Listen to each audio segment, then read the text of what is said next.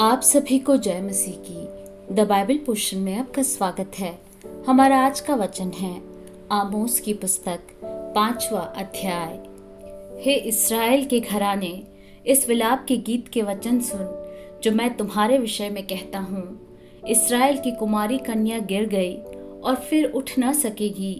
वह अपनी ही भूमि पर पटक दी गई है और उसका उठाने वाला कोई नहीं, क्योंकि परमेश्वर यहोवा यूं कहता है, जिस नगर से 1000 निकलते थे उसमें इस्राएल के घराने के 100 ही बचे रहेंगे, और जिससे 100 निकलते थे उसमें 10 बचे रहेंगे।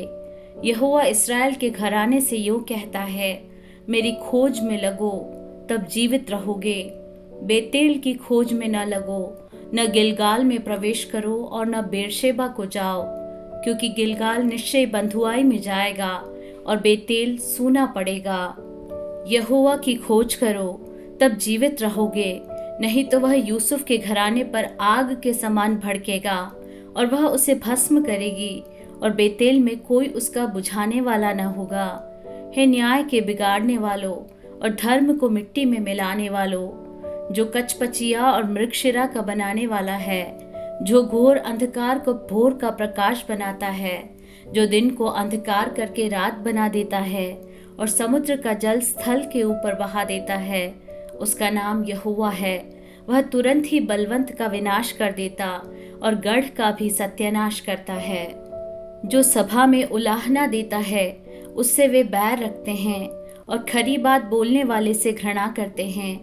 तुम जो कंगालों को लताड़ा करते और भेंट कहकर उनसे अन्न हर लेते हो, इसलिए जो घर तुमने गढ़े हुए पत्थरों के बनाए हैं उनमें रहने न पाओगे, और जो मन भावनी दाख की बारियां तुमने लगाई हैं उनका दाखमधु न पीने पाओगे, क्योंकि मैं जानता हूँ कि तुम्हारे पाप भारी हैं। तुम धर्मी को सताते और घूस लेते और फाटक में दरिद्रों का न्याय बिगाड़ते हो। इस कारण जो बुद्धिमान हो वह ऐसे समय चुप रहे, क्योंकि समय बुरा है। हे लोगों, बुराई को नहीं भलाई को ढूंढो, ताकि तुम जीवित रहो और तुम्हारा यह कहना सच ठहरे कि सेनाओं का परमेश्वर यहोवा तुम्हारे संग है। बुराई से बैर और भलाई से प्रीति रखो और फाटक में न्याय को स्थिर करो। क्या जाने सेनाओं का परमेश्वर यहोवा यूसुफ के बचे हुओं पर अनुग्रह करे। इस कारण सेनाओं का परमेश्वर प्रभु यहोवा यूं कहता है, सब चौकों में रोना पीटना होगा और सब सड़कों में लोग हाय हाय करेंगे। वे किसानों को शोक करने के लिए और जो लोग विलाप करने में निपुण हैं उन्हें रोने पीटने को बुलाएंगे, और सब दाख की बारियों में रोना पीटना होगा, क्योंकि यहोवा यूं कहता है, मैं तुम्हारे बीच में से होकर जाऊंगा। हाय तुम पर जो यहोवा के दिन की अभिलाषा करते हो। यहोवा के दिन से तुम्हारा क्या लाभ होगा? वह तो उजियाले का नहीं अंधियारे का दिन होगा। जैसा कोई सिंह से भागे और उसे भालू मिले, या घर में आकर भीत पर हाथ टेके और सांप उसको डसे। क्या यह सच नहीं है कि यहोवा का दिन उजियाले का नहीं वरन अंधियारे ही का होगा? हाँ, ऐसे घोर अंधकार का जिसमें कुछ भी चमक न हो। मैं तुम्हारे पर्वों से बैर रखता और उन्हें निकम्मा जानता हूँ, और तुम्हारी महासभाओं से मैं प्रसन्न नहीं।